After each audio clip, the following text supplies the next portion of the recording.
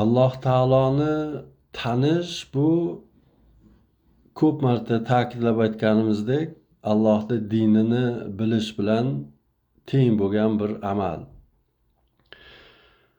Agar insoniyatni yaratilish tarixini yana bir bor eslaydigan bo'lsak, Odam alayhissalomning yaratilishidan oldin Alloh taolo borliqqa va o'sha paytda mavjud bo'lgan maxluqotga men bir xalifa yarataman degan irodasi, vasiyati bilan boshlandi.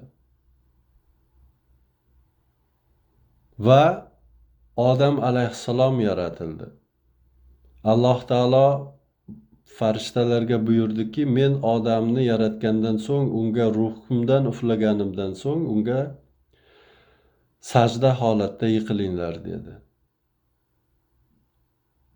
Demak, bu joydagi Alloh taolodan uflangan ruh va unga keyin o'rgatilgan ismlar mana shu vijdon degan insondagi samimiyatni, ixlosni, muxlislikni keltirib chiqaradigan kuch, ruhoniy kuch, ruh, quvvat, energiya va shu energiya vositasida zuhur bo'ladigan, namoyon bo'ladigan, aks etadigan ilmlar, ya'ni narsalarning nomlari. Bu faqatgina narsalarning nomlari bilan cheklanib qolgan narsa emas. Ahli baytdan kelgan rivoyatlarga ko'ra, Odam alayhissalomga o'sha o'rgatilgan ismlardan ko'zlangan maqsad aslida narsalarning yoki farishtalarning reinkarnatsiyalari edi. Ya'ni avval kim bo'lganliklari, nima bo'lganliklari, hozir nima bo'lganliklari haqidagi ma'lumot edi.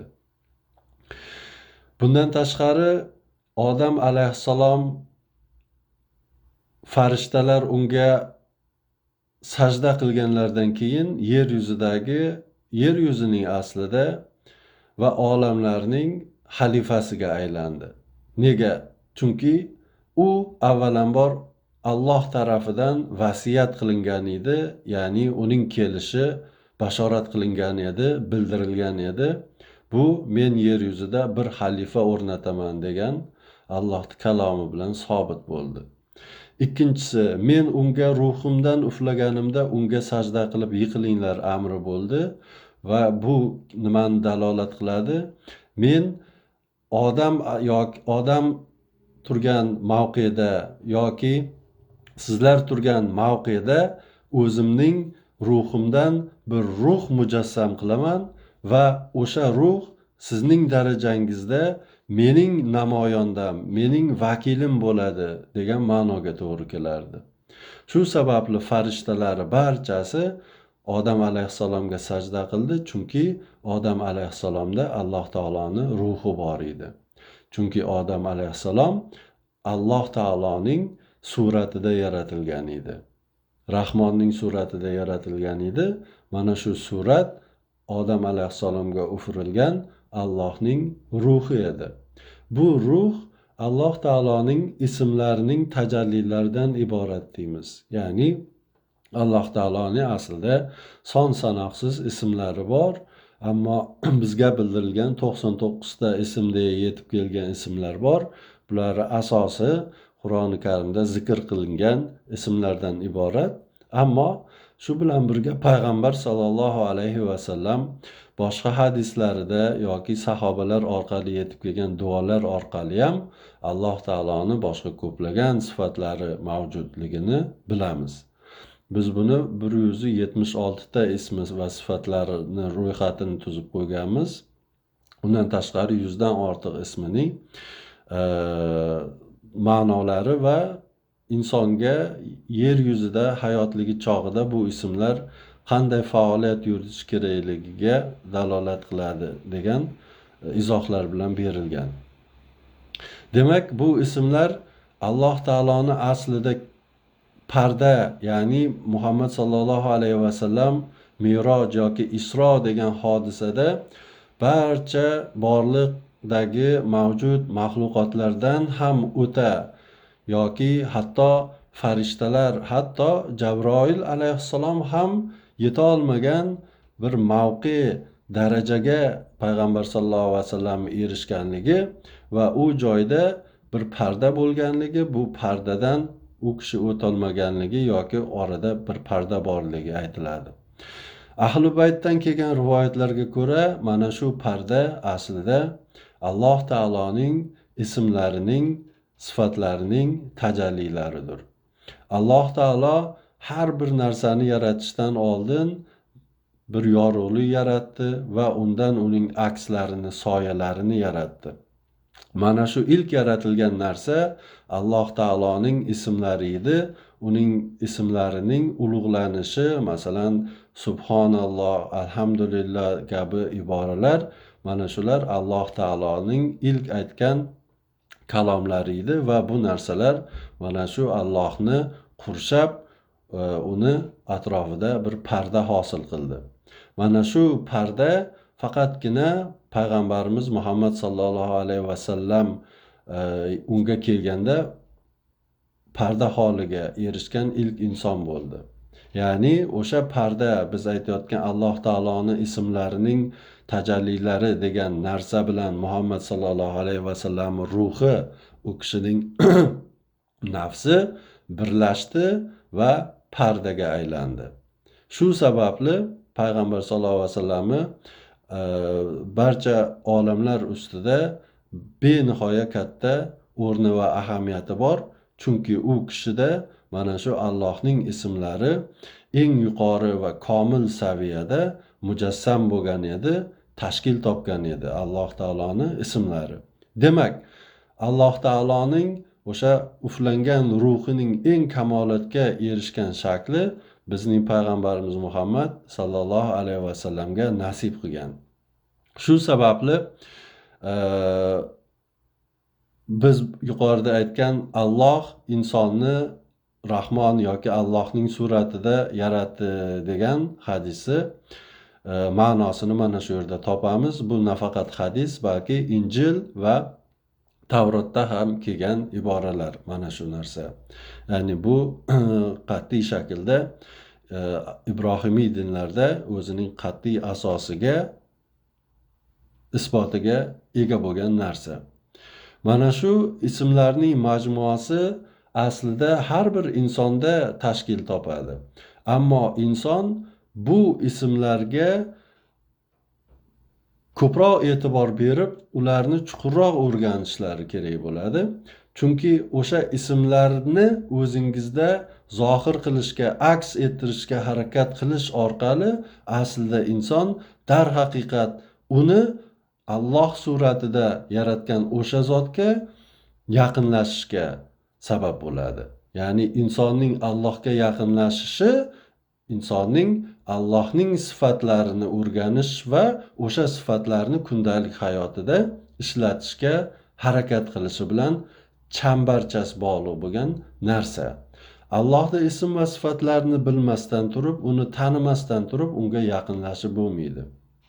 Zotan insonning haqiqatni topishi degan narsa aslida mana shu haqiqatlari bilgan zotga erisha bilishlik, o'sha zotni topish degani. Chunki biz din aslida ruhoniy insondir degan avvalgi suhbatlarimizda tushuntirganimizdek, aslida dinni sobitligi, Alloh taoloning kimligini bilishlik, uning sifatlarini bilishlik, yer yuzida qanday yashashlik, oxirat haqidagi ilmlar, bu ma'lumotlari barchasi bizga mana shu ruhoniy bir insondan keladi. Biz ularga rasullar deymiz, ularga nabiylar deymiz. Mana shu insonlar orqali yetib keladi va ular orqali din davom etadi. Din hech bir shaklda biror bir kitobni o'rganib, o'qib olgan yoki o'zlaricha tushunib olgan insonlar orqali davom etmagan.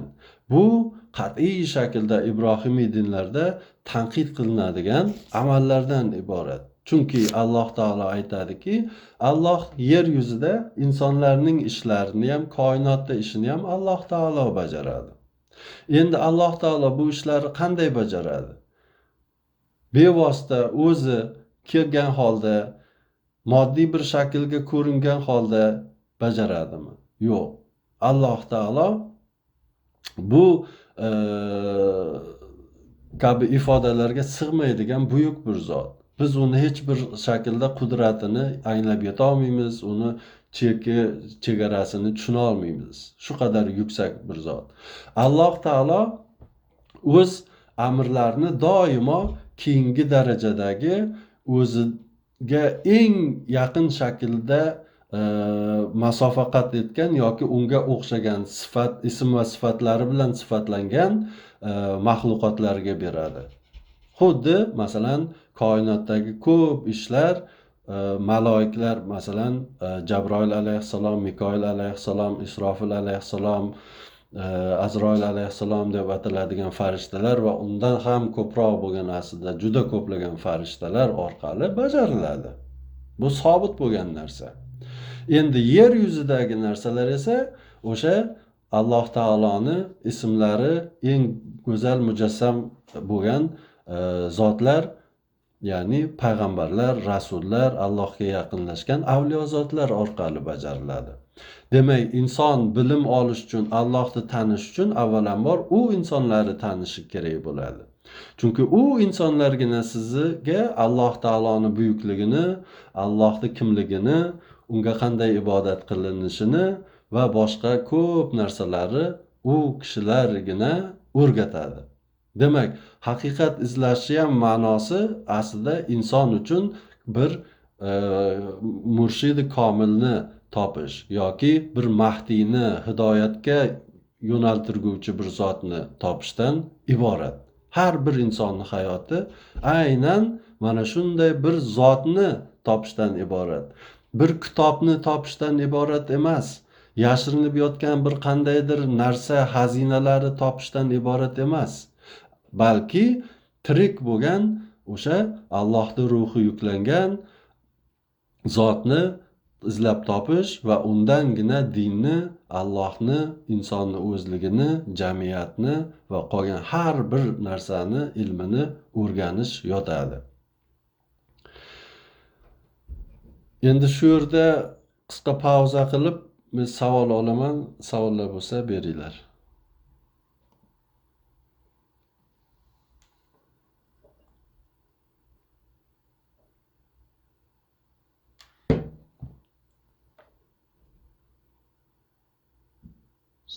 Manda savol yo'q.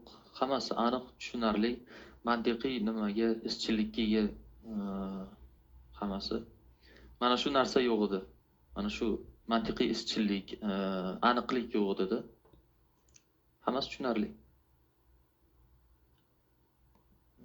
Ya'ni o'rtada bir odamni dinga bog'lab qo'yadigan narsa yo'q edi.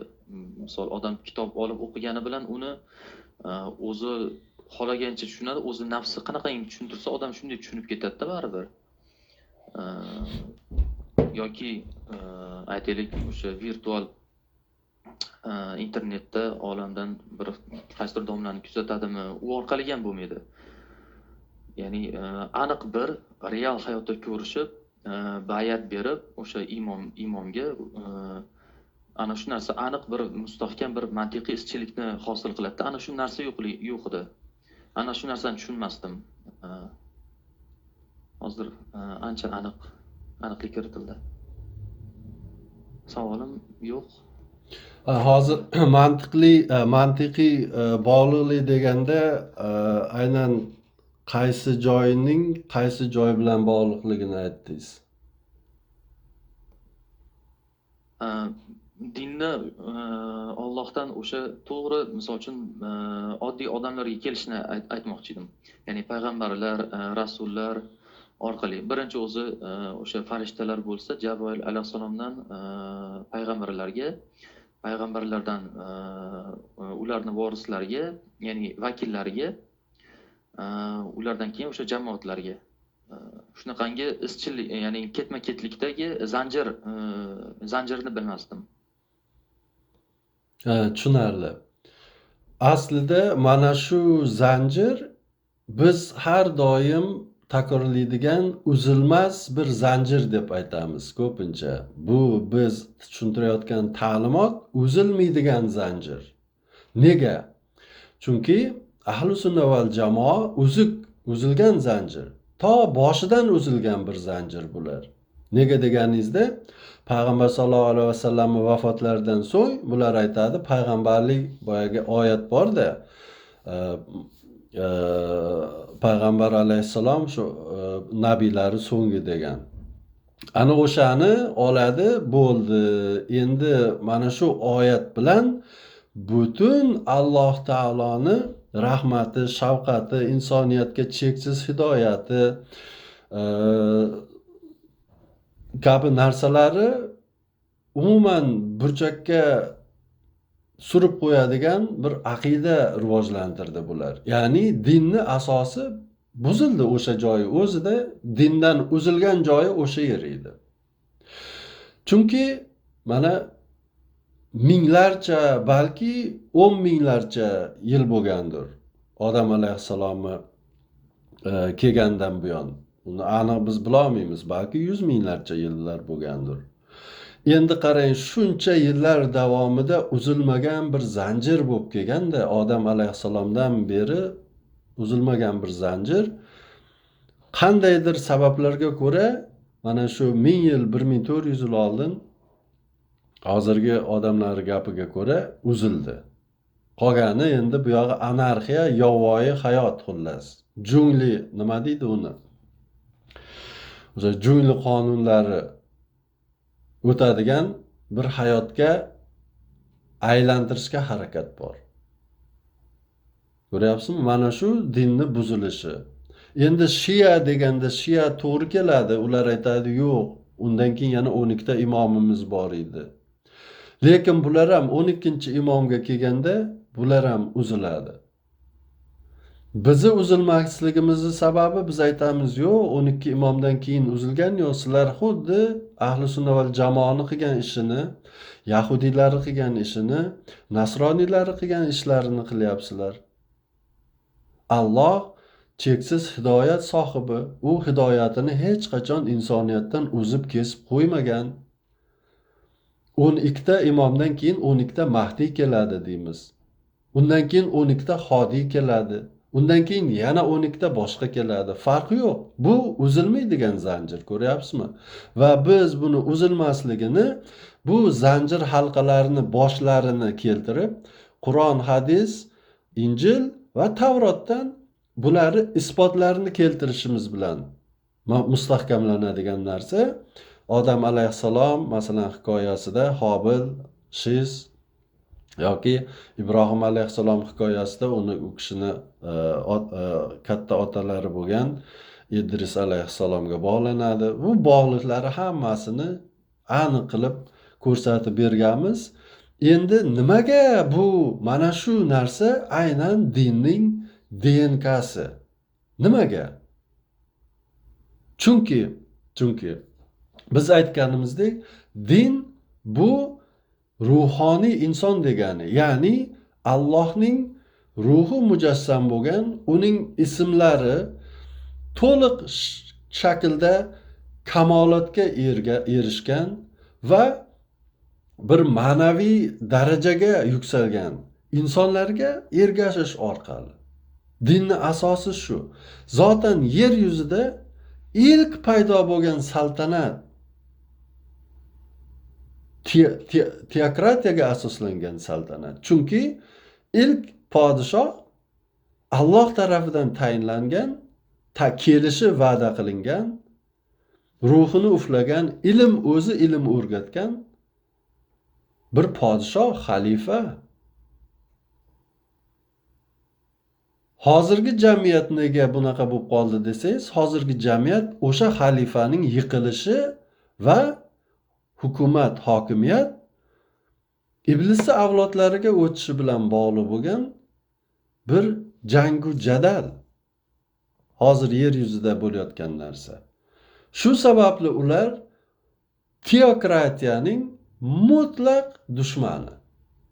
Teokratiyaning ziddi nima? Demokratiya, ya'ni xalq olomonni boshqarishi. Olomon kim? Atrofingizga qarasangiz olomonni ko'rasiz. Ishxonaga borganingizda olomonni ko'rasiz. Ko'chaga chiqqaningizda olomonni ko'ryapsiz. O'sha odamlar, ko'rayotgan odamlar olomon. İnsonlar. Demokratiya aytadi, sizni deydi, mana shu insonlar boshqarish kerak deydi. U insonlarni siz yaxshi taniysiz-ku. Qarab ko'ring. Siz ko'rayotgan qo'shningiz yoki qarindosh urug'ingiz, ko'chada tanish bilishingiz. Mana shu inson, siz shu insonlarga davlatingizni, hokimiyatingizni yoki farzandlaringizni taqdirini ishonib topshira olasizmi? Yo'q, man ko'rgan odamlardan mutlaqo topshirmagan bo'lardim. Hatto o'zimga ham ishonmayman man, misol farzandlarim taqdirini yoki o'sha oilani taqdirini. Lekin shayton aytayaptiki, yo'q, bu odamlar hammasi zo'r, bular hammasi yaxshi, qalbi toza insonlar. Faqatgina shu gunoh ish qilib qo'yadi har zamonda. Bilmay qilib qo'yadi uni ham. Lekin bu insonlarga ishonish kerak. Bular hammasi birlashsindan keyin hukm bersin, qaror chiqarsin. İnsoniyat o'zi yaxshi deyapti bir ta'limot. Shular boshqarsin deyapti. Xo'p deyishdi, mana boshqarishyapti. 100 yil bo'ldimi, necha yildan beri. Mana. Endi buni alternativi nima desangiz, buni alternativi kelinglar shu boshqaruv degan narsa o'zi Alloh al-Voli, ya'ni har bir insonni ishini boshqaruvchi bo'lgan zot. Alloh taolo vali bo'lgan zot. İnsonni eng yaqin do'sti, eng yaqin volisi deyilganda aslida rahbari, yo'naltiruvchisi, yo'llanma beruvchisi masalan har bir ishda. Bu qanday bo'ladi unda? Hozir aynan Alloh taoloni men bir ish qilmoqchi bo'lsam, kelib turib o'sha ishni qilib berishini kutish orqali bo'ladimi yoki bu qanday mexanizm orqali ishlaydi? Allohning boshqaruvi. Allohning boshqaruvi aynan Jabroil alayhissalom Allohning amri bilan qay shaklda uning vahiysini tayinlangan, bildirilgan odamlarga yetkazishi yoki yomg'irning yog'dirilishidagi farishtalar yoki insonning ajali yetgandagi jonining, nafsining olinishidagi farishtalar. Qarasangiz farishtalardan boshqa bir qilayotgan narsalar yo'q bu ishlari. Bu ish tushunarli. Endi biz ijtimoiy hayotda insonlar bir-biri bilan muomala qilayotgan hayotda bu ish qanday amalga oshiriladi unda? U xo'p farishtalar orqali oshirilishi aniq ekan, tasbit qilingan. Bu narsalar rasullar orqali amalga oshadi. Rasul. Shu sababli rasul cheklangan, tugadi. Endi rasullar kelmaydi yoki Allohning vakillari kelmaydi deyishlikda o'zi johillikdan boshqa narsa emas. Chunki insonlari ichida ularni ishlarini nazoratga solib turadigan, boshqarib turadigan zotlar bor. U ham bo'lsa aslida Alloh. Ammo qay shaklda Jabroil amrlari bajarayotgan bo'lsa, rasullar, yer yuzidagi Allohning valilari xuddi o'sha vazifani bajaradi. Shu sababli Alloh taolo aytadiki, Alloh yagona bo'lgan hukm beruvchi, qaror qabul qiluvchi zot deydi bir oyatida. Boshqa bir oyatida payg'ambar sizga nima hukm chiqarsa, nima hukm bersa, uni qat'iy shaklda qabul qiling. Chunki rasulning qarori Allohning qarori deyiladi. Mana sizga to'g'ridan to'g'ri bog'.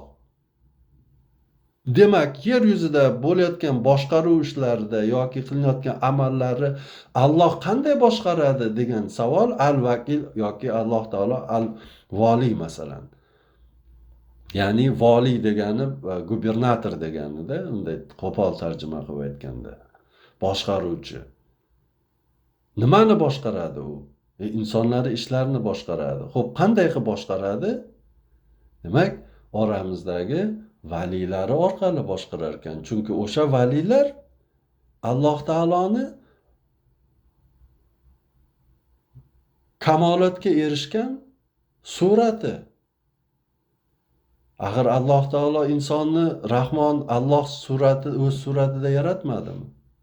Ana shu surat mana shu ichimizdagi mahdiylar, valiylar, rasullar hisoblanadi.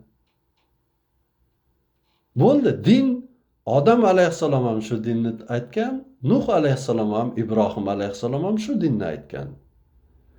Bugun biz ham shu dinni aytyapmiz. Endi bu dinga qarshi bo'lgan boshqa firqalar bor. Sizlar nima deyapsizlar desak, bizga abra kadabra deyapti.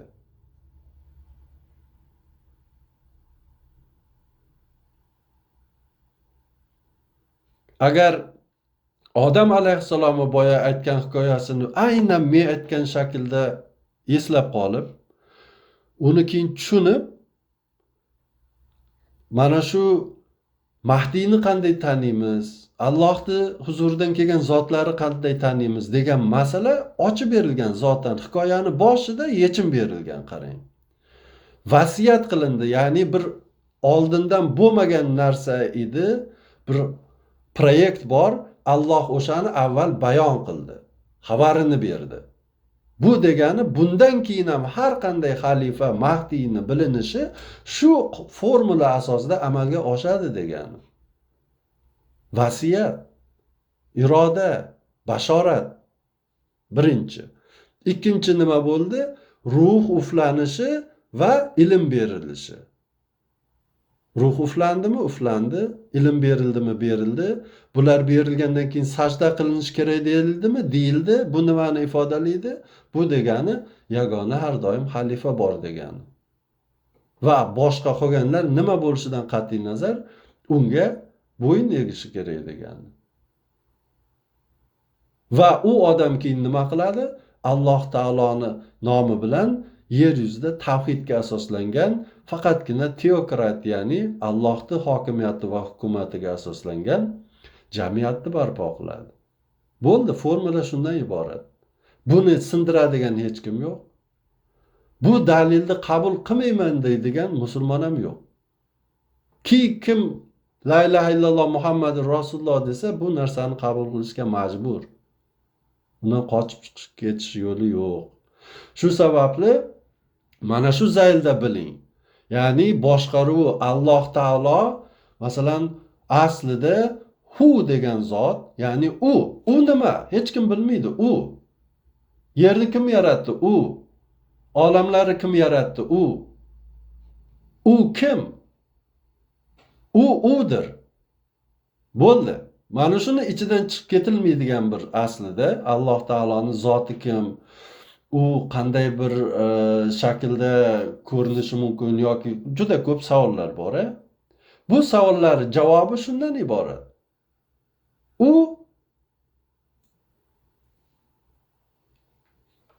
aslida Yahudiylik dinidagi masalan Yahva so'zi ham ba'zi olimlar fikriga ko'ra mana shu nimadan kelib chiqqan. Ya'ni Yahuva, Yahve so'zi. Ya'ni yo degani biz yo Alloh deb aytamiz, shu sifat agar nima qilinadigan bo'lsa, ya'ni hu bo'lgan bir zotga, asli u bo'lgan zotga iltijo qilish. Nimani tushundingiz? Hech nimani. Zotan shunday bo'lish kerak. Allohning zotini tushunish masalasida biz tushuna olmaymiz. Endi Alloh unda kim? Biz Alloh deymiz, Rahmon, Rahim deymiz. Bu kim? Bu biz mana shu mavjud bo'lgan borliqda o'sha biz hech qachon aslida taniy olmaydigan bir zotni biz mavjud bo'lgan o'lchamdagi ism va sifatlarining yoki energiyasining bizi o'lchamimizga moslashgan holdagi ko'rinishi, namoyon bo'lishi, aks etishi, manifestatsiya qilishi yoki zohir bo'lishi yoki zuhur bo'lishi. Hammasi sinonim. Demak, Alloh sifatida demak zuhur qildi o'sha biz bilmaydigan zot va u Alloh kim? U 99 ta yoki juda ko'p ismlarga ega bo'lgan bir buyuk zot. Biz tanishimiz mumkin bo'lgan o'sha huning yuzi, borliqdagi ko'rinishi yoki tajalli qilishi. Ana ulardan endi shu tajallilardan boyagi biz aytgan parda hosil bo'ladi.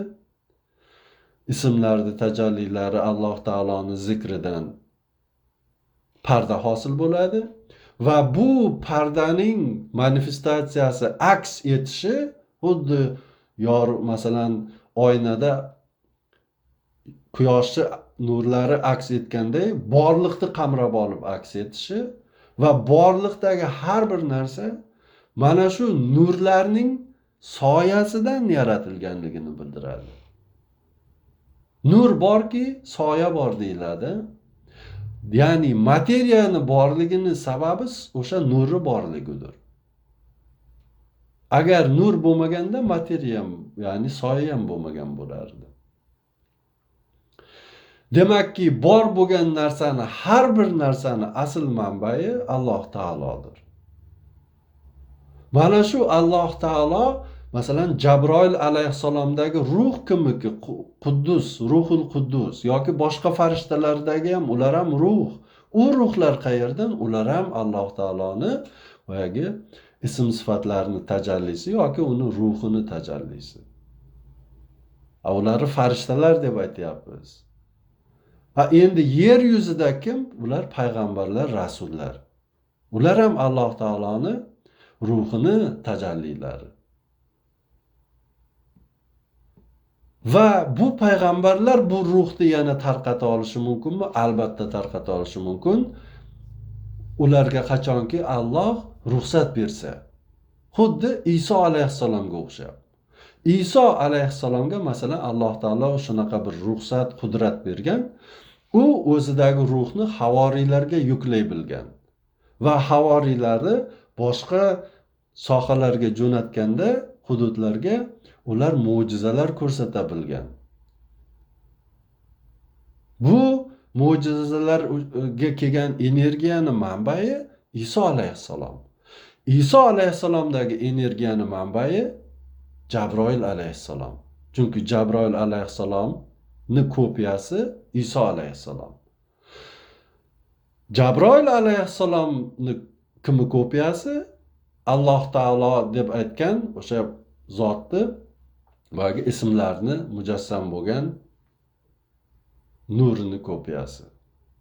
Shu zaylda butun borliq cheksiz iyerarxiyadan iborat, piramidaga o'xshagan. Hamma narsani joyi, sababi, o'rni, mavqei bor. Va shuningdek har bir insonniki ham. Ko'ryapsizmi? Agar Alloh taoloni biz shu zaylda yaxshi taniy bilsak, uni vahdoniyatini, ya'ni al-vohid ismini ham ma'nosini yaxshi taniymiz. Ya'ni bir, raqam bo'yicha bir degani vohid. Raqam bo'yicha yagona bo'lgan zot, birgina bo'lgan, bir dona bo'lgan zot. Buni qanday tushunamiz desangiz, energiyaga bog'lab tushuning. Energiya bor, energiyani lekin juda ko'plagan har xil turlari bor. Lekin o'zagi mag'zi nima? O'sha energiya.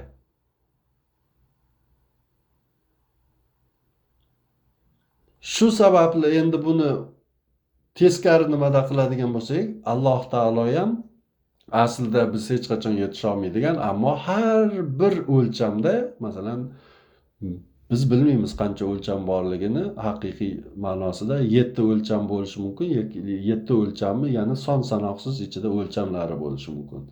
Mana shu har bir o'lchamda o'zini ilmi va hikmati bilan zuhur manifestatsiya qilayotgan zot o'sha Alloh taolo. Va har bir darajada eng mukammal shaklda ham zuhur qiladi insoniyatning ichida payg'ambarlar, rasullar. Ruhlar olamida o'sha 4 malak deyiladi. Va shu zaylda pog'ona ketaveradi. Har bir narsa parallel ishlaydi.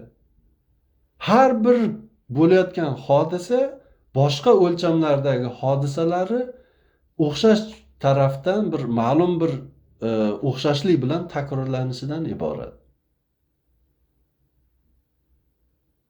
Va bu narsa bundan keyin ham takrorlanishi juda katta nimasi bor, imkoniyati bor. Tarixda bo'lgan yoki diniy masalan qissalarda bo'lgan hodisalar juda ko'pchiligi hayotda har bir davrda takrorlanadi. Qur'onni tushunish, dinni tushunish, Allohning hikmatini tushunish sizga bu narsalarda keyinchalik bo'lishi mumkin bo'lgan narsalarda ham ba'zan to'g'ri bashoratlar berish, to'g'ri xulosalar chiqarib bilish imkoniyatini ham beradi. Asosiy bo'lgan narsa hamma narsa bir-biri bilan uzviy bog'liqligini, vahdaniyatni, ahadiyatni tushunish kerak degani. Agar siz vahdaniyat va ahadiyatni tushunsangiz va samadiyatni, Alloh taoloni Samad ismi bor, uni ham qo'shib tushunsangiz, aslida hozir insoniyat fizika qonuni, kvantum qonunlarida ham tushunmayotgan narsalari, yechimlari ham mana shu Alloh taoloni ismlarini tushunishni ichida yotadi. Hatto tarix, ijtimoiy hayotda ro'y berayotgan narsalar, hatto har biringizning kundalik hayotingizdagi ro'y berayotgan yoki ro'y berajak narsalar ham agar to'g'ri mantiq, to'g'ri metodika va uslubni ishlatib, holistik nuqtai nazardan qarasangiz, diniy ilmlarni tushunib, o'sha har bir hodisani hikmatini ham tushunish, hatto bashoratni ham berish imkoniyatiga ega bo'lasiz. Masalan, misol tariqada aytadigan bo'lsak, har bir davrda bir xalifa, bir mahdiy, bir Allohning huzuridan ilm bilan kelgan odam kelganda, uni yoniga bir iblis o'tiradi. O'sha Odam alayhissalomdagi hikoya takror bo'ladi, har doim bo'lgan. Bundan keyin ham bo'ladi. Oddiy misol beryapman. Yoki aka-ukalar munosabatlarida masalan birinchilarning ko'pincha noto'g'ri yo'lda bo'lib yoki noto'g'ri nima qilinishi, ikkinchilari tanlanishi. Farzandlar munosabatlari. Shunga o'xshagan narsalar juda ham ko'p. Bular nega Qur'onda bor, keltirilgan desangiz bu qissalar, chunki o'shalar aslida boyagi hodisalari formulasi. Nima bo'lganda qanday shaklda paydo bo'lishi, zuhur qilinishi hodisalar va narsalari parallel shaklda ishlashi.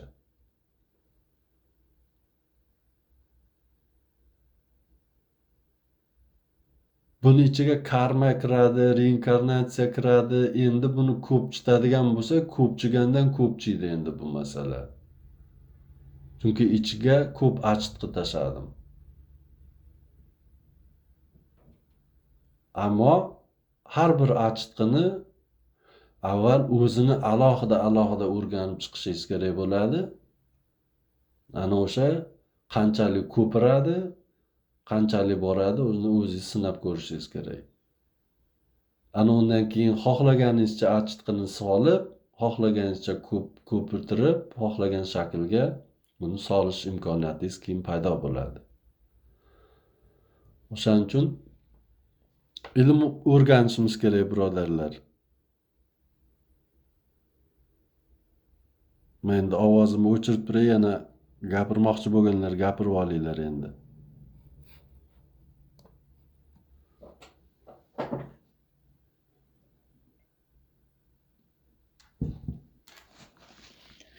Men savol bera qolay, maylimi? Agar mana hozir aytyapsiz-ku, ilm o'rganish kerak deb.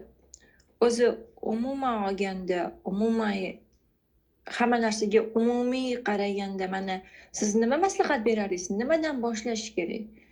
Bir narsani boshlasa bir narsa qolib ketadi, bir narsani boshlasa bir narsa qolib ketadi. Ya'ni bu dunyodagi ilmni ham o'rganish kerak demoqchiman-da. Masalan, men hozirgi boshqatdan yana hamma narsalarni ag'dar-to'ntar qilib, boshqatdan boshqa sohaga o'zimni masalan o'rganim uchun men ko'proq hozir yana shu sohaga oid ilmni ko'proq o'rganishim kerak. Lekin bu yerda masalan haqiqatan ham Qur'onni hali men yaxshi chiroyli o'qishni bilmayman, lekin davomiy holatda suhbatlar bo'lsa, nimalar bo'lsa qo'shilib boraman. Ya'ni ichimdan hech bo'lmasa mohiyatini o'rganish, shuni o'zimda tatbiq qilay degan niyatda mana shu yo'nalishda kelyapman. Ya'ni aytmoqchimanki, mana shu asl mohiyatni inson o'zidan topadi-ku. Shunga men ko'proq o'zimni ichimga qarayman-da. O'zimni ichimdan baho berib, tafakkur qilib, qarab, boshqa jarayonlarni ham kuzatgan holatda yuraman. Lekin mana asl ilmga masalan shunaqa ulug' valiylari qatorida bo'lishga, shunaqa inson jamiyatda nima deydi, xizmat qiladigan haqiqiy banda bo'lish uchun, hech narsadan qo'rqmaslik uchun nimadan boshlash kerak? Aslida o'zi ilm deyilganda yagona narsa tushuniladi, o'rganish, bilish. Allohni tanishda ilm aslida. Mana shu ismlardan menimcha boshlagan ma'qul. Ismlardan boshlash. Har biri masalan Rahmon, Rahim. Keyin bu ismlari masalan o'qib bo'lgandan keyin boshqa ismga o'tmasdan o'sha yerda aytilgan oyatlarni qarash kerak, hadislarga qarash kerak. Ya'ni har bir qo'lingizga tushgan matnni boshlash nuqtasi deb qarashingiz kerak. Bu farqi yo'q. Nima matn bo'lishi? Meni fikrimcha, bugun masalan fizikani o'rganmoqchiman deb faqat fizikaga o'rgangandan ko'ra meni uslubim qanaqa? O'zimning shaxsiy uslubim. Men bitta matnni olganimdan keyin uni ichidagi har bir so'zni mag'zini to'liq 100% tushunib, har bir joyidagi ma'nosi, paragraflarni mazmunini 100% tushunmagunimcha boshqa narsaga o'tmayman. U yerda boshqa terminlar ishlatilgan bo'lishi mumkin. Men o'sha terminni to'liq mohiyatiga yetmagunimcha u joydan o'qib o'tib ketmayman. Ya'ni shunday bir mashina, miyangizni shunday bir mashina holatiga keltirishingiz kerakki, yer ag'darayotganingizda tasavvur qiling, yer nima qilyapsiz, kuzda yoki qishda yer kuzda haydaladi shekilli. Kuzda haydayotganda imkon qadar mukammal shaklda yumshoq haydashga harakat qilish kerak. Boyagi bir marta haydaldi, bo'ldi deb o'tib ketmaslik kerak. Qayta. Meni uslubim shunaqa. Ilmni ko'paytirish, ilmni ustiga ilmni o'tirtirish shu zaylda bo'ladi. Keyin har doim asosiy konsepsiyalaringiz bo'lsin. Fundament quring. Fundament qurilmaguncha ilm o'rganilmasligi kerak. Chunki ilm o'rganilgandan keyin u g'isht, ilm masalan g'ishtni donalari. Ular hammasi kelib mustahkam quyilgan sementni ustida turishi kerak ular. Agar fundament bo'lmasa, g'isht kulasidan to'plangan bir bino qursa, u turmaydi o'rnida. Ana o'sha ilmni poydevori nima deyilganda biz ilmni poydevori boyagi qo'ygan videolarda aytamiz ko'p narsalarda qalb nima, Alloh nima, ismlari shu kabi narsalar. O'lim, o'limdan keyingi hayot va hokazo. Nimaga buni qilish kerak? Chunki shu narsa sizni yana bir necha yo'nalishda qo'shimcha izlanish sohasi, mavzusi ochishingizga olib keladi. Va har birini mana shu aytilgan amaliyot bo'yicha agar tatbiq qilsangiz, keyin sizda o'sha narsalar kristallashadi, ya'ni moddiylashadi, materiallashadi. Uni teginib, urib, sindirishga harakat qilib ko'rishingiz mumkin. Sinadimi, yo'qmi tekshirib. Shu zaylda quriladi boyagi fundamenti ham. Bitta videoni olib, undan keyin to'liq tushungandan keyin ikkinchiga tushunmagunizcha o'tmay savol bering keyin. Savol berish kerak, o'rganish kerak, to'ldirish kerak-da. Ya'ni samimiyat bilan, titizlik bilan deydi turklar, davra nima qilish kerak? Bu masalaga mas'uliyat bilan qarash kerak, yuksak mas'uliyat bilan. Hamma narsani o'rgana olmaysiz. 100% garantiya. Men ham o'rgana olmayman, hech kim o'rgana olmaydi. Ammo o'rganayotgan narsamizni haqqini berib o'rganishimiz mumkin. Ana o'shanda yangi bilimlar kiraveradi, yangi yo'llar ochilaveradi. Savol berish kerak, chala tashlab ketmaslik kerak. Eng katta muammo shu. Ilm o'rganuvchida boyagi sabr yetmaydi-da. Juda zo'r metodikani aytdingiz o'g'lim. Ya'ni mantiqqa ham juda o'rnashadigan narsada odamni aqliga rosa o'rnashtirib qo'yadigan narsa, ya'ni bir o'sha aytgan fundament, keyin fundamentning ustiga yana keyingi qavatlar qo'yilishi men uchun zo'r nima bo'ldi. Endi agar yana mavzuga qaytadigan bo'lsak, o'sha Alloh taoloni ismlari mavzusida agar hozir biz aytayotgan mana shu Imom Mahdiy ta'limoti deyapmiz, bu Ahmad al-Hasan orqali Mahdiy alayhissalomdan yetib kelgan ilm. Bugun bu narsalarni to'liq o'zlashtirgan inson Abu Sodiq. Endi Abu Sodiqda yo'nalishiga qarab, hozirgi sharoiti, boshqa masalalarga ko'ra hozir ko'proq g'arb tarafdan mana shu yahudiylar bor, bu yoqda ateistlar, xristianlar bor. Ko'proq shu taraf bilan bog'liq bo'lgan mavzular borda, ana o'sha mavzularga ko'proq nima ajratyapti. Umid qilamiz kelajakda biz tarafda ham mana shu tasavvuf, sufiylikka bog'liq bo'lgan narsalar ham chiqib qoladi deb umid qilyapmiz. Keyinchalik bu masalalar ustida ham gaplashamiz. Endi mana shu Abu Sodiqda bugun Mahdiyligiga nima dalolat deydigan bo'lsak, qarang.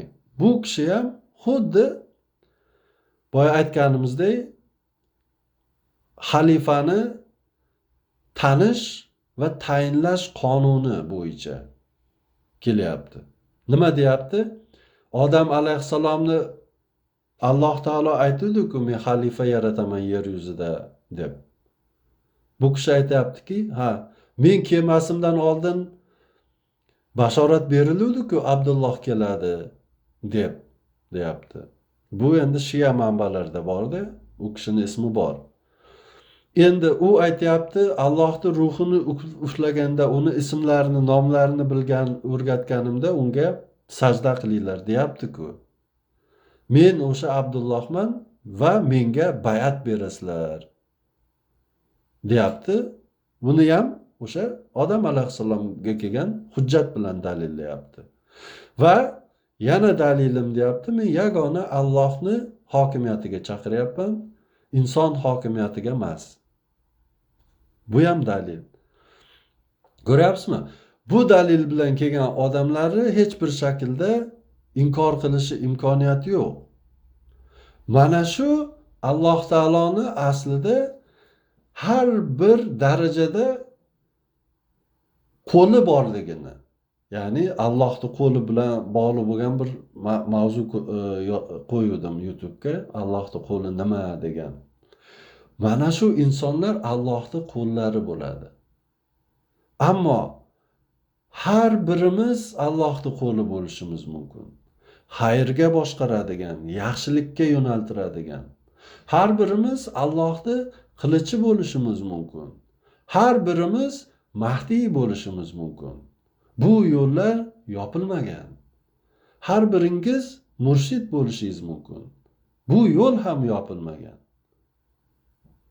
Ammo buning uchun kerak bo'lgan ma'lum nafsiy tarbiya bosqichlari bor. Ya'ni boyagi Allohning ismlarini ishlatish masalasiga keladigan bo'lsak, mavzu xullas kalom, inson qanday qilib Alloh taoloni masalan suratiga kirishi mumkin? Aytaylik, bu borada Abu Sodiq bergan bitta misol bor.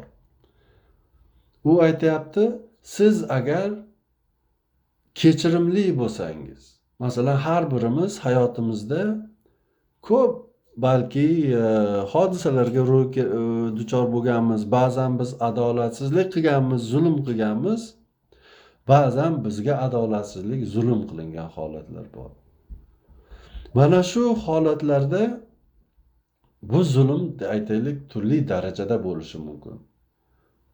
Past daraja, o'ta yuqori darajada zulmlar. Agar kimki boshiga kelgan zulmlarni unutishga harakat qilsa va zolimni yoki unga zulm qilingan masalada yoki u zulm qilinyapti degan masalada hatto narigi tarafni nohaq ekanligini 100% tushunsa, bilsa ham o'sha odamni kechira bilgan va bu narsani boshqa hech qachon ko'tarib chiqmaydigan darajada kechira biladigan va uni unuta biladigan darajada kechira biladigan odam bo'lsak, tasavvur qiling. Ertaga Alloh taoloning huzuriga turganingizda Alloh taolo sizdan hech bir savol so'ray olmaydi. Nega so'ray olmaydi deb aytayapman? Aslida Alloh qodiri mutlaq bo'lgan zot. Nega so'ramasligi mumkin? Bu yerda uning iqtidori cheklanganligi sababi emas, balki siz o'zingizning chegarangizdan oshgan holda, iqtidoringizdan ham oshgan holda, birov boshqa odamlar aslo kechira olmaydigan bir narsani kechirib yuborib va u narsani hayotingizdan chiqarib tashlashga uringanligingiz sababli Alloh taolo sizni hech qanday qilgan amallaringizda yoki dunyo, mana shu hayoti dunyoda qilgan ishlaringizda so'roq, savol qilmaydi. Qilolmasligini sababi qilmaydi, chunki u holda sizning buyukligingiz, sizning kechirimliligingiz Allohnikidan ham buyuk bo'lib qoladi. Bu paradoks bo'ladi. Qanday qilib siz oddiy, ojiz bir inson sizga zulm qilgan bir odamni savol qilmasdan, so'roq qilmasdan, ta'na dashnom qilmasdan kechirib yuboryapsiz-u, Ar-Rahmon, Rahim, Avf, Al-Tawwab bo'lgan zot sizni yer yuzida qilgan boyagi gunohlaringizni kechira olmasdan sizdan so'roq istasa, bu uning kichikligini ko'rsatadi. Shu sababli bu amalga oshmaydi. Shu sababli kechirimli insonning gunohlari Allohning huzurida kechirib yuboriladi. Demak, bir narsaning sodir bo'lishini amalga oshiradigan aslida bizmiz.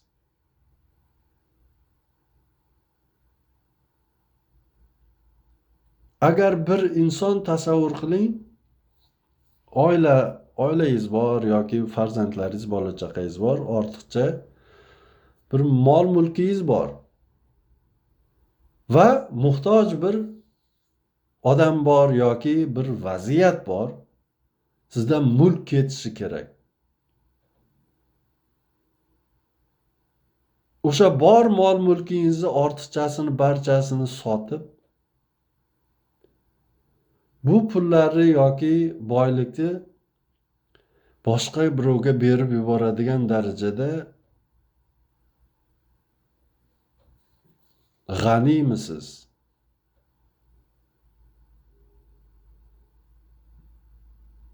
Tasavvur qiling, agar siz bor mol mulkingizni olib kimgadir yoki qaysidir bir nimada berdingiz, taqsimlab berdingiz.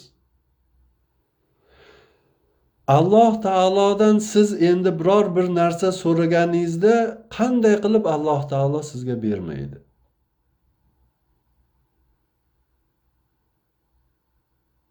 Bu uning qasamiga xilof. Alloh qasam ichyapti kitobida. Menga yordam bering. Men sizga yordam beraman.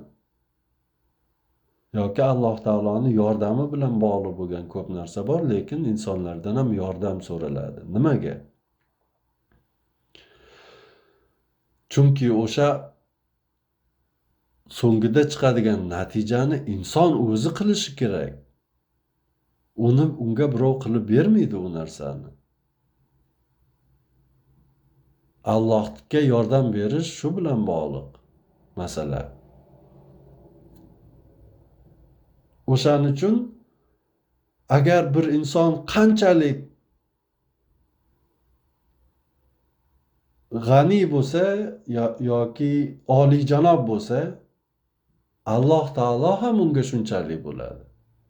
Yoki qanchalik g'azabini ushlasa, birov g'azabini qaynatgan paytda Alloh taolo ham xuddi shu zaylda u katta bir gunoh ish qilganda g'azabini sochishdan Alloh taolo hayo qiladi. Chunki u bandasidan o'ta katta bo'lgan zot, oliy bo'lgan zot. Agar kimki mana shu sifatlari hayotida tatbiq qilsa, mana shu narsalarga albatta Alloh taolodan muvofiq javob keladi degani. Inson shu zaylda o'zini yo'lini o'zi ochadi. Boyagi duolari, har bir narsa qilayotgan, ichidan chiqayotgan duolarni hammasi aslida qachon zuhur qiladi, Alloh taologa yetib boradi? Insonni o'zi shu narsaga yetarliligini isbotlaganda.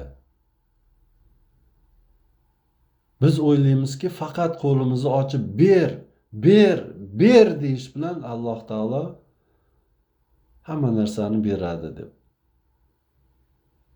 Lekin masala unga nimanidir berishga kelganda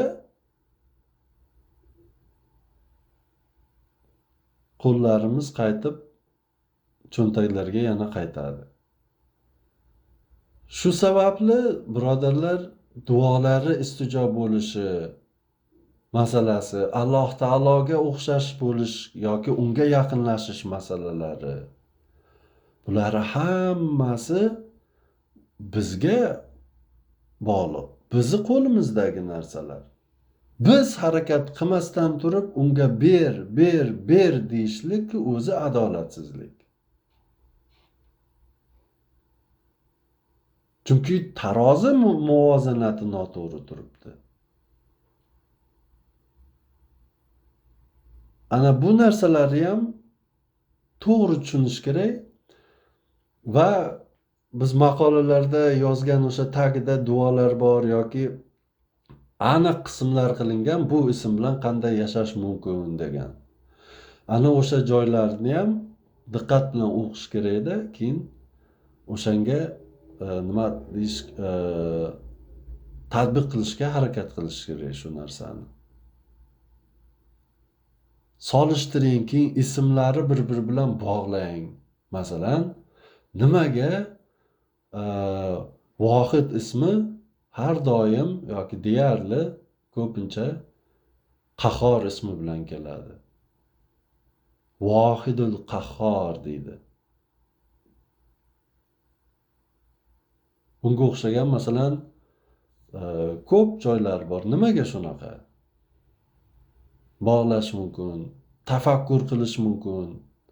Shu ismlari o'zi ham insonga ko'p haqiqatlari aslida ochib beradi. Biror bir kishi endi bir gapirib bersin, nimalari tushundi yoki shu paytgacha umuman boshqa mavzu bo'lsa ham mayli, menimcha yetarli gaplashdik bu mavzuda.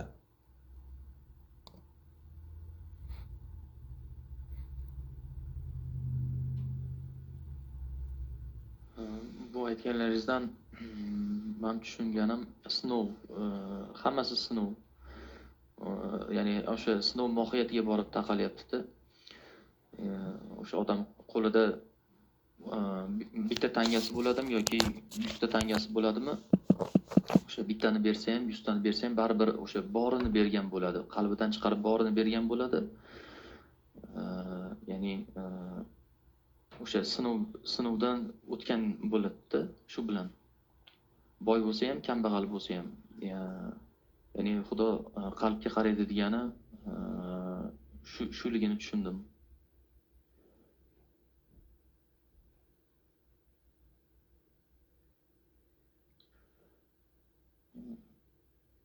Shu.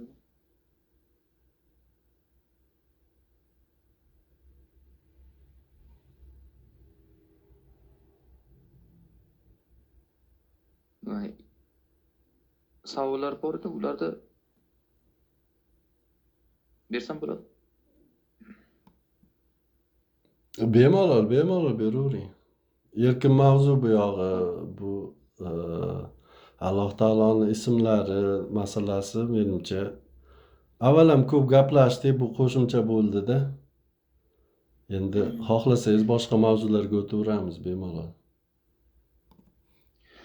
Ana shu misol Allohning ism sifatlarining ba'zilari metafizik olamlarda misol manifestatsiya bo'ladigan bo'lsa, boshqalari material olamda manifestatsiya bo'ladi.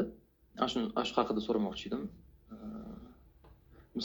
Misol uchun nomaterial olamda Al-Botin, Ar-Rohman, Ar-Rohim, An-Nur ismlari manifestatsiya bo'ladigan bo'lsa, material borliqda Az-Zohir, As-Sabur, Al-Musavvir ismlari nima zuhur qilishi haqida. Ya'ni ba'zilari nomaterial olamda, metafizik olamlarda, ba'zilari material olamda.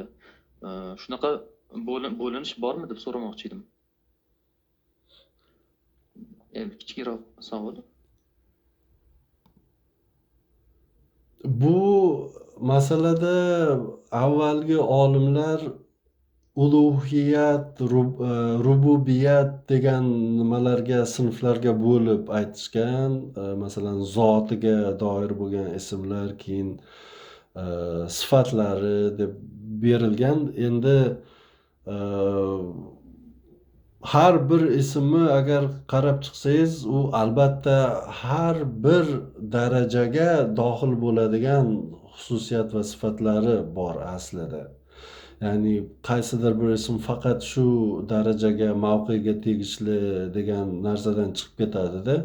Chunki har bir darajada o'sha masalan Allohning huzuri bor, undan keyin boyagi kursiy bor, arsh bor, amr olami, farishtalar olami, ruhlar olami ketaveradi. Yer masalan material olam. Bu olamlar hammasi bir-biridan albatta farqli bo'lgan bilan farqliligi qaysi jihatdan desangiz, bu darajada farqliligi. Ya'ni 3 o'lchamli bittasi, 4 o'lchamli bittasi, 1000 o'lchamli, shunga o'xshagan. Shu sababli u yerda voqelik, realliklar ham farqli. har bir reallikka xos shaklda o'sha Alloh taoloni boyagi ismlari, sifatlari har bir darajada o'sha reallikka xos shaklda manifestatsiya qiladi. Ya'ni bu darajada u ismi yo'q, bu darajada bu ismi yo'q deb qarasangiz, siz bu qarashingiz bir noto'g'ri xulosadan kelib chiqadi. U ham nima? Hamma narsanga bitta narsa yoki qotib qolgan turli xil narsalar deb qarashdan. Unaqa emas. Tushunabsizmi? Bu tasavvur qiling, bir tuman va tumanda siz nima fonar yoqyapsiz. Fonarga yaqin bo'lgan joylar yana ham yaxshiroq, yorqinroq ko'rinadi, qancha uzoqroqlashsa xiralashib ketaveradi. Tushuntiryapmanmi? Ya'ni o'sha xiralashayotgan, yomonlashayotgan tasvirga o'xshab bir nima bo'lgan, xaotik bo'lgan tarafi mana shu borliq, ya'ni yer yuzi, koinot. O'sha sababli u chiriydi, yo'qoladi, boyagi o'zgaradi va hokazo. Endi mana shu fonardan chiqayotgan nur har bir darajada, masofada, darajada boshqacharoq porlaydi. Masalan, bir darajada nuri qizil bo'lishi mumkin, keyingi darajada ko'k bo'lib ko'rinishi mumkin va hokazo. Ammo hammasi bitta narsa, lekin nimasi farqli? Rangi yoki xususiyati boyagi narsalar farqli, chunki darajalar farqli-da. Tushuntira oldimmi? Tushunarli.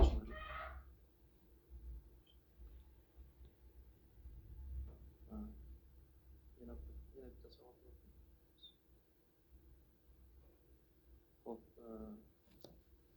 Allohni ism sifatlari insonda aks etar ekan, manifestatsiya bo'lar ekan.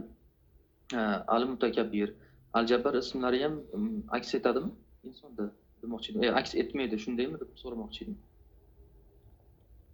Ya'ni aks etmasa, unda qanday, nima uchun deb so'ramoqchi edim. Insonda kibr bor. Bu kibr xususiyatlari, ya'ni sifatlar barchasi insonda yoki maxluqotda negativ xossa va xususiyat hisoblanadi. Chunki qarang, siz al-kabir yoki o'sha mutakabbirda o'ta kabir degani buyuk, ulug', shon shuhrat jihatdan ham ulug' bo'lgan, ham hajm kattalik jihatdan ham ulug', buyuk bo'lgan narsaga aytiladi. Endi bu narsalar aslida nimani talab qiladi? Uni aksi bo'lgan sifatlari ham barkamolligi, to'liqligini talab qiladi. Masalan, Alloh taoloni bu kabi sifatlar bilan birga Rahmon, Rahim, G'affor, Rauf degan sifatlari ham bor, Karim degan sifatlari. Bu sifatlar agar nargi sifatlarga 100% teng kelmaydigan bo'lsa, u insonni yo'ldan uradi. U zolim bo'lib qoladi odam. Chunki sizda boyagi sifat bor, kabir, ya'ni kabirlikka talab bor, talabgorsiz, mutakabbirlik qilyapsiz. Lekin bu narsani bosib turadigan, bu narsani balansda ushlab turadigan boyagi ijobiy sifat yo'q. Yoki u darajaga yetmagan, kuchsiz. Ana unda bu insonni nima qiladi? Bu insonni zolim qiladi. Bu qadar kuch sohibi bo'lsa-da. O'shaning uchun boyagi insonda negativ hisoblanadigan xususiyatlar va sifatlar bor-ku, ular aslida Allohga nisbat berilganda u negativ hisoblanmaydi. Chunki Alloh masalan Al-Jabbor, ya'ni jabr beruvchi deganida aslida. Agar sal nimaroq ilmsizroq tarjima qilsa, zulm qiluvchi ham deb tarjima qilishi mumkin u so'zni. Chunki jabr beruvchi degan. Yoki bunga o'xshagan hiylakor ham ismi bor. Alloh taolo hiyla ishlatishi haqida va hiylakorlarning eng xayrlisi deyiladi ism sifatida. Ko'ryapsizmi? Ya endi Alloh taolo hiylakor ekan, demak bizda ham hiylakor degan sifat bo'lishi kerak. Yo'q, bu noto'g'ri tushunchadan kelib chiqadi-da. U sifatlari o'zini yo'l yo'rg'a boshqa nimalari ishlatiladigan joylari bor. Hammasini o'ziga nisbat jihatdan. Lekin ijobiy sifatlari hammasi albatta va albatta insonda zuhur qilishi kerak bo'lgan sifatlar. Qolgan sifatlar, masalan, iblisda ham bor o'sha sifat. Kibr bor. Kibr qilishlik aslida iblisdan yuqqan bir kasallik. Chunki Odam alayhissalom bilan bog'liq hech bir rivoyatda uni kibr qilgani haqida kelmagan. Endi uni iymonda zaifligi keladi-yu, lekin kibr masalasi kelmagan. U har doim o'sha gunoh ish qilgandan keyin tavba qilgani bu bor. Insonda mana shu agar yuqori darajaga chiqib ketsa, boyagi insonda ilm bo'lmasa, kamtarlik, vazminlik, o'sha Alloh taoloni qolgan ijobiy sifatlari bo'lmasa, ana o'sha kibr insonni mana shunaqa o'ziga zulm qiladigan bir maxluqqa aylantiradi-da. Savolingizga javob, birodarim, shu. Ya'ni boyagi sifatlar bor, insonlarda bor. Ammo ular nazorat qilinishi shart bo'lgan va ular nazorat qilinishi uchun Alloh taoloni boyagi boshqa sifatlari avval rivojlantirilishi kerak bo'lgan narsalarda. O'shanda muvozanat bo'lganda muammo bo'lmaydi aslida. Chunki kibr degan narsa ba'zan masalan ilmga yoki sizni e'tiqodingizga bo'lgan bir qandaydir nimalarga qarshi kuch paydo qiladigan bir narsa ham aslida. Ammo uni o'ziga zulm qiladigan darajaga yetkazmaslik kerak. Javobim shunaqa. Ya'ni balansda bo'lish kerak demoqchisiz-da. Shunday. Ya'ni Xudoning nimasi rahmdilligi nimasidan jazolashidan adolatidan nima ustun deyiladi-yu. Shunday. Albatta. Eshitganman. Ya'ni shunaqangi balansda bo'lish kerak. Albatta. Masalan, jahl haqida ko'p gapiriladi, g'azab haqida yoki boshqa narsalar, shiddat. Bu narsalar ham butkul chiqarib tashlash kerak degan narsalar emas. Bularni ham o'zini o'rni, joyi bo'ladi-da. Ammo bu narsani agar o'rni joyini bilmaydigan odam bo'lsa, unda o'ziga zulm qilib qo'yadi.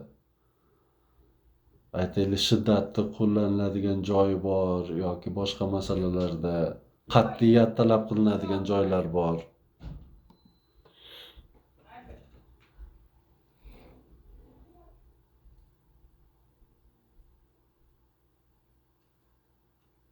Ilm ham odamda kibrga sabab bo'lganda, odamda o'sha unga qarama-qarshi bo'lgan sifatlar yoki uni ya'ni kibrni bostiradigan sifatlar balansda bo'lmaydigan bo'lsa, ilm olishi, boylik to'plashi, ya'ni boylik to'plashi aniq. Ilm olishi ham shu kibrga sabab bo'lar ekan, deymi? Albatta. Albatta, kibr degan narsa shunaqangi bir narsaki, Masalan, ilonni zahari bor-ku, shunga o'xshagan narsada, ya'ni bu yomon sifatlar deb aytamiz, jahl boshqa narsalar ham, hatto iblisni o'zi ham. Masalan, juda kichik bir miqdorda u ba'zan kerakli bo'lishi mumkin, ammo umumiy holatda u zararli bo'lgan bir narsa bor. Qarang. Endi kibr shunaqa bir narsa. Ilm ham o'zi kibr borasida eng ko'p ishlatiladigan, usti yopiladigan narsa kibrni ilm orqali. Men masalan taniydigan odamlar ichida ham ba'zan sezaman, ba'zan o'zimda ham his qilaman o'sha narsani borligini.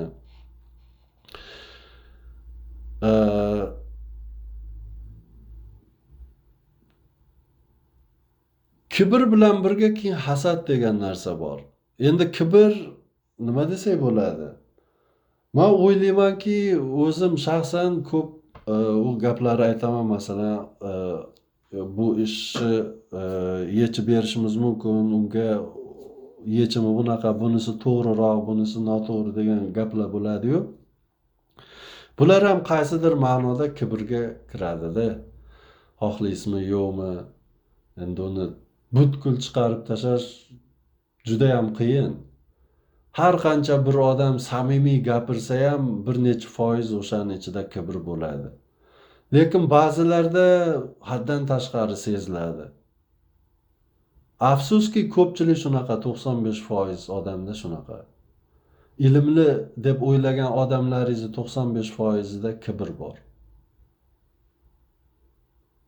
Bahslarda ko'p ko'raman-da men.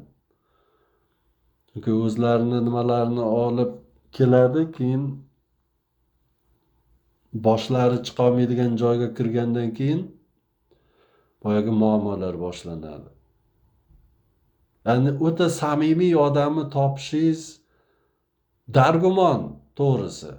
Balki hayotingizda duch kelib qolarsiz bir ikkita kishiga-yu, lekin inson, birodarim, shunaqa zot. Boyagi muhosaba masalalari bor. Muhosaba. Inson o'zi bilan o'zi o'tirib, har bir qilgan ishini nimaga aytdim, shu narsani nimaga yozdim, shu narsani tagida nima bor edi deb o'zini salbiy jihatdan nazorat qilishga o'rganish kerak.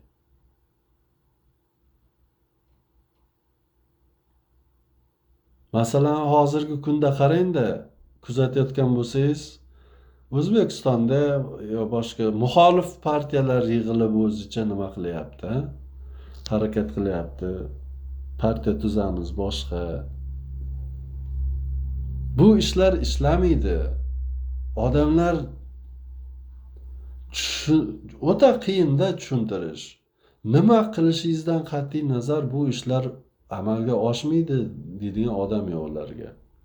Chunki hammasi o'zimizga o'xshagan odamlar.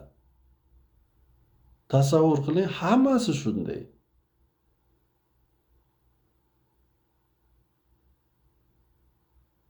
Hamma nimanidir orqasida, nimanidir maqsad, manfaatini orqasida. Hozir o'zini bloger boshqa deb turib, xalq manfaati, boshqa narsalarni ochamiz degan odamlar ham orasida ko'p.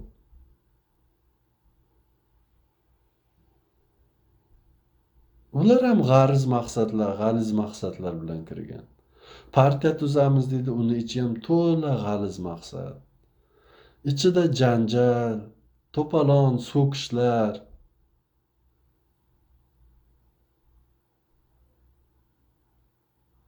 Bu nima desa, katta bir tomoshaxona, sirk. Odamlar nahotki ko'rolmayapti bu sirkligini. Va bu narsalari hammasidagi asosiy muammo o'zimiz-ku. Meni nafsim, meni xohishim, meni mansabparastligim, amalparastligim, meni qo'rqoqligim. Like qo'yishga qo'rqamanku, qo'lim qaltirab ketadi. Birov agar darhaqiqat adolat mavzularini ko'targan bo'lsa, bir yaxshi mavzularda ko'tarilyapti. Ming afsuski 99% boyagi go'shtlari, qovurilgan go'shtlar, keyin shashliklar, somsalar bilan mashg'ul 99%. Bu YouTube boshqa joylarida. O'sha 1%ni kichkina bir qismi boyagi siyosat, bir qismi din, bir qismi yana boshqa narsa. O'shani ichida ham, shular ichida ham bu odamlarni qilayotgan ishlariga qarasangiz yoqangizni ushlaysiz.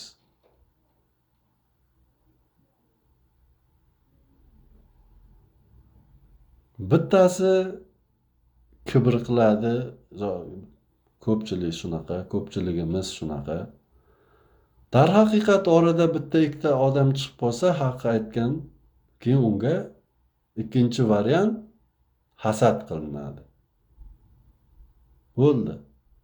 Embrionlik chog'ida har bir yaxshi narsani o'ldirishi eng zo'r usuli mana shu.